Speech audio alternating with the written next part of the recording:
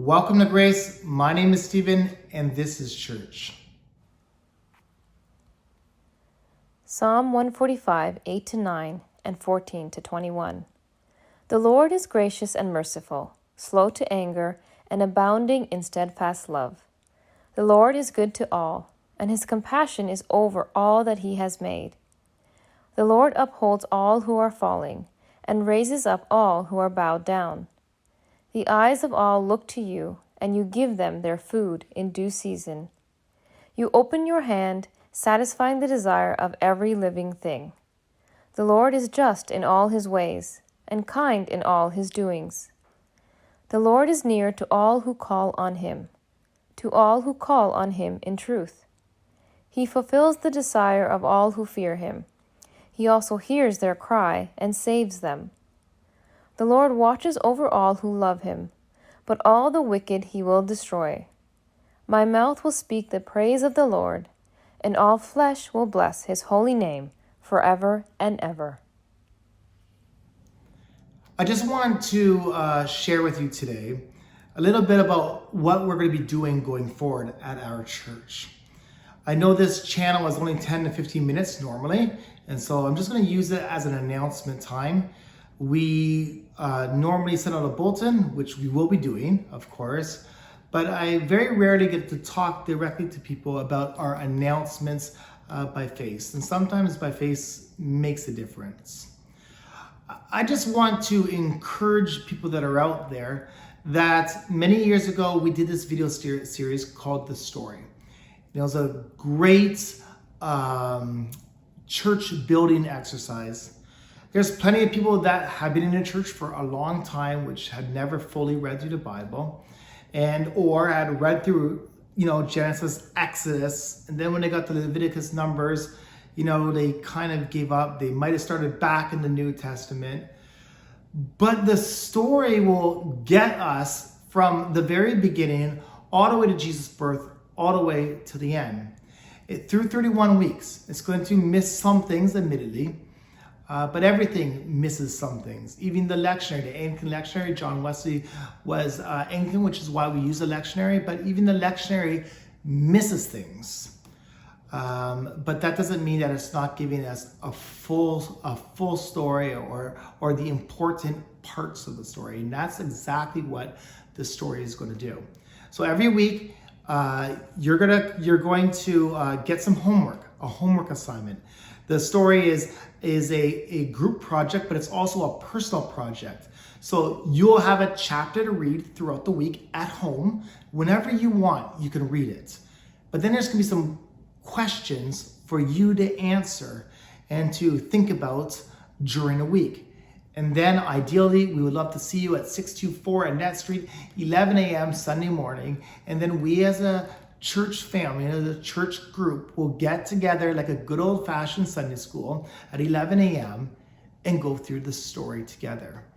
I know there's some people who've been in the pews for many years, and sometimes when you're in the pews, you get this idea that only the pastor gets to speak.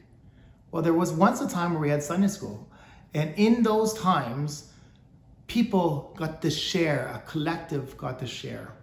And I want to encourage you that when you come, we want to hear what God has said to you or is saying through you. And we want to work through things together. That's what we're here for, to hear different voices, to see how we can grow closer to God together. I think that's important. We do that at the sharing place, and we're going to do that within our church as well. It's very important. The story is broken up into a few sections. Okay, so whether it's the personal time or the group time, it's divided into 4 different categories. The first category is know the story. Do we actually know the story? The second part is understand the story. That may be context. That may mean that we get to know, where they were, why it matters. So we want to know it, but not just know it, we want to understand it. Then after understanding it, we want to live it. We say this all the time in the church. It's not good enough just to know it. It's not even good enough just to understand it. But the Bible and God's stories are supposed to change us, be relatable to us, and so that we live differently after we know it and we understand it. God's going to speak through us and to you, and you're going to live out differently when we read through it together.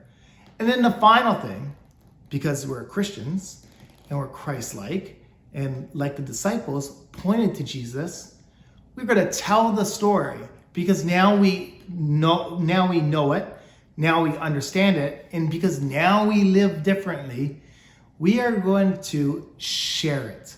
Tell the story to your friends, to your family, to your work. Spiritual life comes up in conversation. It does, not just with pastors. It does with ordinary people. But I hope through knowing it and understanding it, living it, that we will feel more equipped to share it and to tell it. Now, when you come to church on Sundays, we always have worship. We always have scripture. We always have prayer, all things that different people do within the church. But we will also have a moment for the story. There will be some added things going along with it. But when you come to the church, I hope you experience something different. I hope you're able to share what God has been saying to you. I hope you're able to listen to your neighbor. And I hope ultimately it brings us a little bit closer together to pray with each other, to encourage each other, to live with each other, and to share the good news with others. Before I go, I just want to highlight what my son and I did over the past couple days. We went up to family camp. Family camp is just an hour outside of Toronto. And at family camp, we were able to go fishing for the very first time, go to the beach for the very first time. We were able to go slip and slide and see a frog, see a snake. He was able to go to some programs, a children's program specifically designed for him by by a great children's pastor. I was able to go to an adult church service for myself, geared towards myself. There's 2 different speakers for the adults, one group for the children, different worship team than I was used to, but it's just good to hear different people from all over our district. And it's great to be in the company of different people from different churches throughout our district. And we had a blast. We just did. And as soon as we were in the car on the way home, my son's like, we're coming back next year. I said, of course, 2024. There's 52 weeks in a year, and oftentimes as adults, we could plan ahead, and we probably are starting to plan next year in most of our lives. Well, I would highly encourage you to make a plan to take a couple days, maybe even a week, and to come up with our family to family camp. There's good food, good accommodations, good speakers. What else can you want? It'll be a blessing to you as much as it was a blessing to me.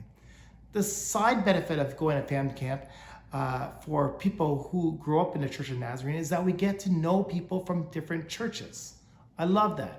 I love the fact that I'm able to go be around a campfire with people who I went to youth group with. People who, when we were young, we were just doing everything, and we had adults there telling us no. And now I'm sitting around a campfire with my old teenage friends, and here we are as parents yelling no. But that's just a good experience, and seeing where everybody is and what they're doing with their life. I was blessed also, side note, I was blessed to bump into a friend and her husband who does construction, and he's heard about the sharing place and grace and how we do things a bit differently. And he has said, perhaps, come by to our house and install a pool so that we could have some good baptisms in our backyard. And I'll make sure to put it at a church picnic. I'm probably being very liberal with my words here and putting words in his mouth, but I wouldn't mind a pool in the backyard, so I'm not going to say no to that. But church camp's great. We had a great time. My son had a great time. So whether you're retired, whether you're somebody who's single, whether you're somebody with kids, It's just a great place to go. And I encourage you, my son encourages you, ask many questions. I'd be happy to help. But plan for 2024 to be at church camp. This is Grace. My name is Stephen, and this is church.